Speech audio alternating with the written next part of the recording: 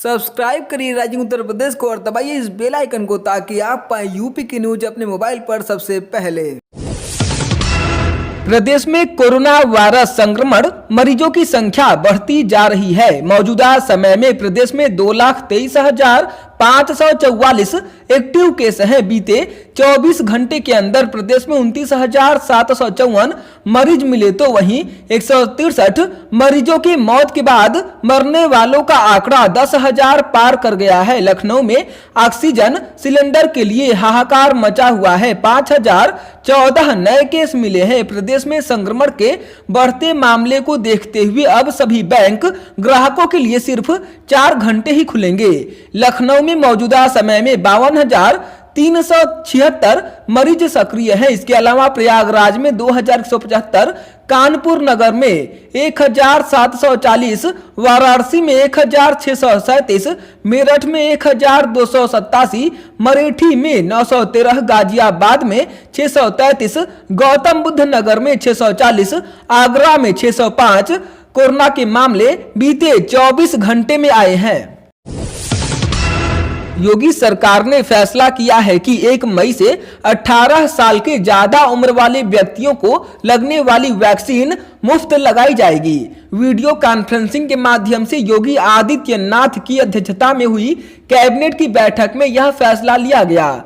Cabinet बैठक में 18 साल की उम्र से ज्यादा लोगों को फ्री वैक्सीन लगाई जाएगी, इसका फैसला हुआ। तो वहीं सीएम योगी आदित्यनाथ ने यह भी कहा कि जो व्यक्ति सक्षम है वह वैक्सीन खरीद कर भी लगवा सकता है। इसके अलावा 3 श्रेणियों में टीकाकरण होगा। सबसे पहले जिन लोगों को दूसरी डोज लगनी है उन्हें लगेगी, फिर 45 वर्ष के ऊपर के लोगों को और फिर 18 वर्ष के ऊपर के लोगों को वैक्सीन दी जाएगी। लेकिन जो लोग सक्षम है, जो टीके की कीमत चुका सकते हैं, उनसे यह अपील सरकार की तरफ से की जा सकती है कि वह निजी अस्पतालों में टीका लगवा लें। कोरोना संक्रमण के बढ़ते मामलों को देखकर योगी सरकार ने महामारी अधिनियम 2020 में बड़ा संशोधन किया है। प्रदेश में किसी के भी बिना मास्क के मिलने पर 1,000 और सार्वजनिक स्थान पर थूकने पर 500 रुपया जुर्माना लगाया जाएगा। अब मास्क नहीं पहनने व शारीरिक दूरी का पालन नहीं करने के साथ ही सार्वजनिक जगह पर थूकने पर जुर्माना लिया जाएगा।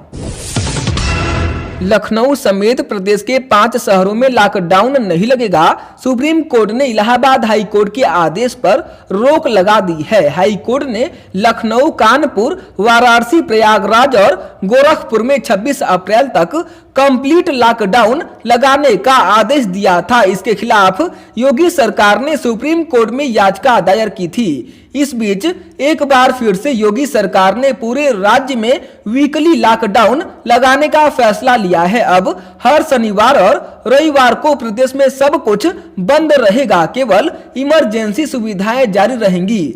अब तक केवल संडे लॉकडाउन था। जिन जिलों में 500 से अधिक एक्टिव केस हैं, वहां हर दिन रात 8 बजे से अगले सुबह दिन 7 बजे तक आवश्यक सेवाओं को छोड़कर बाकी सारी एक्टिविटीज बंद रहेंगी।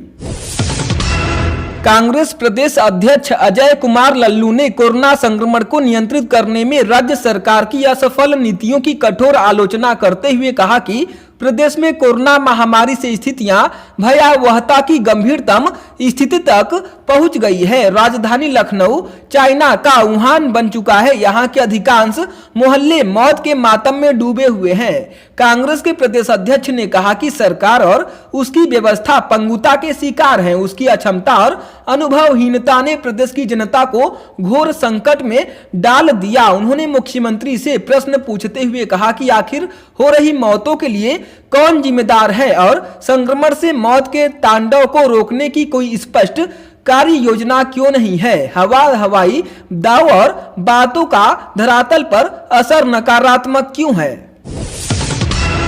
प्रदेश में कोरोना काल का तनाव अब लोगों पर साफ दिखने लगा है। यही वजह है कि समाज में ऐसी घटनाएं हो रही हैं जिनकी कल्पना नहीं की जा सकती। बरेली जिले के सुभाष नगर के शमशान भूमि पर अंतिम संस्कार के लिए पहुंचे 2 परिवार आपस में भिड़ गए।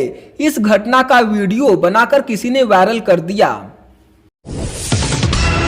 बीजेपी से 4 बार सांसद रहे भारतीय उद्योग व्यापार मंडल के राष्ट्रीय अध्यक्ष श्याम बिहारी मिश्रा का कोरोना वायरस संक्रमण से निधन हो गया। श्याम बिहारी मिश्र को कानपुर के मधुराज नृसिंह होम में भर्ती कराया गया था। सुबह उनके भतीजे राज्य मंत्री दर्जा प्राप्त हनुमान मिश्र का लखनऊ के संजय गांधी पीजीआई में कोविड संक्रमण की वजह से निधन हो गया था। सीतापुर जिले के तंबोर थाने में उस समय खलबली मच गई जब पता चला कि हिरासत में लिए गए प्रधान पद के उम्मीदवार कोरोना पॉजिटिव है। आनन फानन में थाना परिसर को सैनिटाइज कराया गया। उम्मीदवारों को पकड़ने व उनके संपर्क में आए पुलिस कर्मियों के सैंपलिंग की तैयारी शुरू की गई है। मामला अकबरपुर गांव का है। यहां वोट मांग रहे 2 उम्मीदवार आपस में भिड़ गए थे। यह बात इतनी बढ़ गई कि हाथापाई होने लगी। फिर दोनों पक्षों की ओर से ईटा पत्थर भी चलने लगा और कई राउंड फायरिंग भी हुई। बताया जा रहा है कि खबर पाकर गांव में दरोगा वीरेंद्र मिश्र पुलिस बल के साथ पहुंचे और दोनों को गिरफ्तार कर लिया, जिसके बाद इनकी कोरोना जांच कराई गई जो कि पॉजिटिव आई है। माफिया डॉन व बसपा विधायक मुख्तार अंसारी को पंजाब में कोड ले जाने वाली एम्बुलेंस मामले में पुलिस ने मुख्य आरोपी मऊ जिले की डॉक्टर अलका राय व उसके एक सहयोगी को पुलिस ने मऊ से गिरफ्तार कर जेल भेज दिया है। इस एम्बुलेंस का पंजीयन बाराबंकी ARTO में फर्जी दस्तावेजों के आधार पर कराया गया था। आरोप है कि मऊ जिले के श्याम संजीवनी अस्पताल एवं रिसर्च सेंटर की संचालिका डॉक्टर अलका राय व उनके सहयोगी डॉक्टर शेषनाथ राय, मुजाहिद, राजनाथ यादव व अन्य आरोपितों ने मुख्तार अंसारी के कहने पर एम्बुलेंस का पंजीकरण यहां कराया था। यह बातें पुलिस द्वारा गिरफ्त में आने के बाद पूछताछ में डॉक्टर अलका राय और उसके सहयोगी ने बताई है। वाराणसी जिले में काशी कोविड रिस्पांस सेंटर यानी KCRC के तत्वाधान में कोविड नियंत्रण की हो रही कार्यवाही के बारे में MLC AK Sharma, commissioner Deepak Agarwal, police commissioner A Satish Ganesh, जिलाधिकारी कौशल राज शर्मा एवं स्वास्थ्य विभाग के अधिकारियों की टीम ने जनता को आश्वस्त किया है कि KCRC के प्रयासों से कोविड नियंत्रण का कार्य सुचारू रूप से चल रहा है। KCRC ने यह भी बताया कि वाराणसी के कोविड व्यवस्थापन के लिए PM मोदी, मुख्यमंत्री योगी आदित्यनाथ एवं केंद्र तथा राज्य सरकार के संपूर्ण सहयोग से कार्यवाही चल रही है। विशेष रूप से PM मोदी के आदेशानुसार उनके कार्यालय सहित भारत सरकार से सहायता मिल रही है। लोगों को सुझाव दिया गया है कि किसी भी परिस्थिति में KRC से संपर्क करें, जिसका नंबर है 1800-180-5567। वाराणसी शक्तिनगर मार्ग पर रॉबर्ट्सगंज कोतवाली क्षेत्र के बहरवा में सुबह पिकअप टायर फटने से अनियंत्रित होकर पलट गई। इस हादसे में एक व्यक्ति की मौत हो गई जबकि 10 श्रमिक घायल हो गए। पिकअप पर श्रमिक सवार थे और गेहूं काटकर वापस अपने गांव कोन थाना क्षेत्र के रोरवा गांव जा रहे थे। घायलों में कई की हालत गंभीर बताई जा रही है। 69,000 शिक्षक भर्ती में तीसरे चक्र की काउंसलिंग हो पाती तब तक कोरोना ने रफ्तार पकड़ ली। कोरोना की वजह से लगभग 5,100 पदों पर भर्ती में ब्रेक लग गया है। युवा अब ऑनलाइन काउंसलिंग की मांग कर रहे हैं। इन पदों पर तीसरे चक्र की काउंसलिंग से पद भरने का ऐलान मार्च के पहले पखवाड़े में की गई थी, लेकिन विभाग इस दिशा में अभी तक कुछ नहीं कर पाया है। विभाग ने रिक्त पदों के सही आकलन के लिए जिलों से ब्यौरा मांगा था, लेकिन जिला बेसिक शिक्षा अधिकारियों ने अभी तक सूचनाएं नहीं भेजी हैं। विभाग में कई अधिकारी कोरोना ग्रस्त हैं, लिहाजा इस दिशा में काम सुस्त है। प्रदेश के ऊर्जा मंत्री श्रीकांत शर्मा ने उपभोक्ताओं से अपील की है कि विद्युत बिलों का भुगतान ऑनलाइन, पेटीएम आदि के माध्यम से कर कोविड संक्रमण से बचे। विभागीय अधिकारियों को निर्देश दिए हैं कि विद्युत श्रमिकों को संक्रमण से बचाने के लिए आवश्यक सावधानियां बरती जाए। ऊर्जा मंत्री ने वीडियो कॉन्फ्रेंसिंग के माध्यम से सभी वितरण निगमों के प्रबंध निदेशकों को संबोधित किया। कोरोना मरीजों को निर्बाध ऑक्सीजन आपूर्ति सुनिश्चित करने के लिए ऑक्सीजन उत्पादन की 96 इकाइयों को प्रदेश के लगभग 275 कोविड अस्पतालों से सीधे जोड़ दिया गया।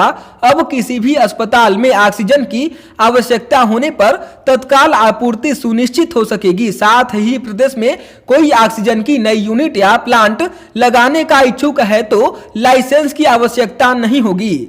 जिनकी लाइसेंस अवधि खत्म हो रही है या खत्म हो चुकी है उन्हें 31 दिसंबर 2021 तक लाइसेंस से छूट प्रदान कर दी गई है। उन्हें अब लाइसेंस की आवश्यकता नहीं है।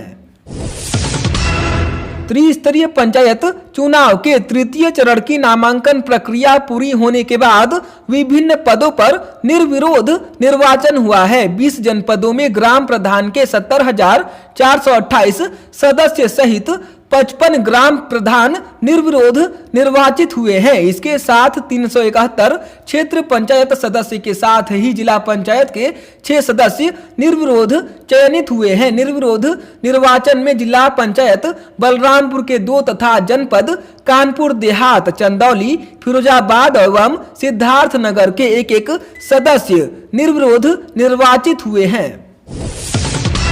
कासगंज जिले में पत्नी व पुत्र के कोरोना संक्रमित होने के बावजूद अपर पुलिस अधीक्षक आदित्य कुमार वर्मा कोरोना योद्धा की भूमिका में नजर आए। एसपी मनोज कुमार सोनकर के अवकाश पर जाने के बाद एक सप्ताह तक उन्होंने पूरे जिले की सुरक्षा की कमान संभाली। पंचायत चुनाव की संचालित हुई प्रक्रियाओं का जिम्मा संभाला।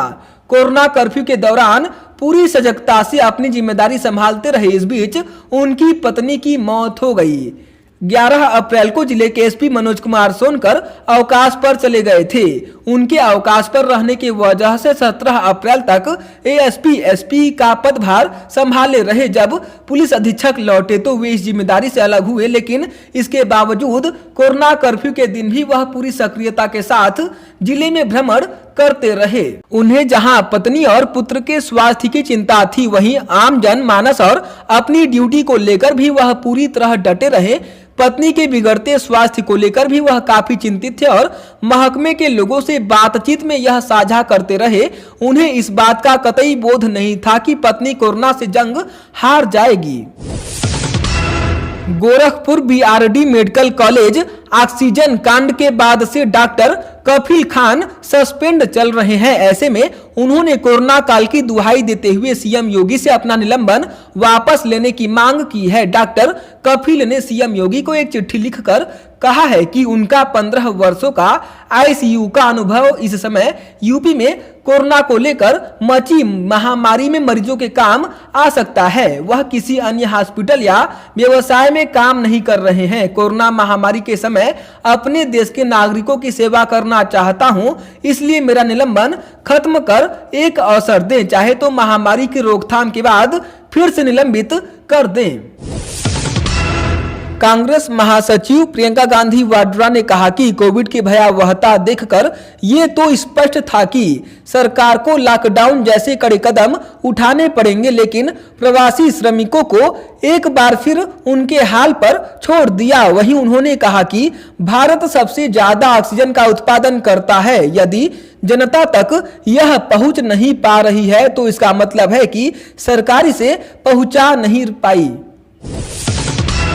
दिल्ली सरकार ने 26 अप्रैल तक लॉकडाउन लगाया है। इसके बाद फिर से कामगार प्रवासी पलायन करने लगे हैं। नतीजा प्रदेश की सीमाओं पर लोगों की भीड़ है। इस पर योगी सरकार के स्वास्थ्य मंत्री सिद्धार्थनाथ सिंह ने दिल्ली की केजरीवाल सरकार पर निशाना साधा है। मंत्री ने कहा कि दिल्ली सरकार ने बिना प्लानिंग के यूपी बिहार के लोगों को यूपी बॉर्डर पर लाकर छोड़ दिया। मुख्यमंत्री अरविंद केजरीवाल ने महामारी के समय फिर से वही रवैया अपनाया है जो पिछले साल दिखाया था। आनन फानन में जब लॉकडाउन लगता है तो इसी प्रकार से व्यवस्था चरमराती है।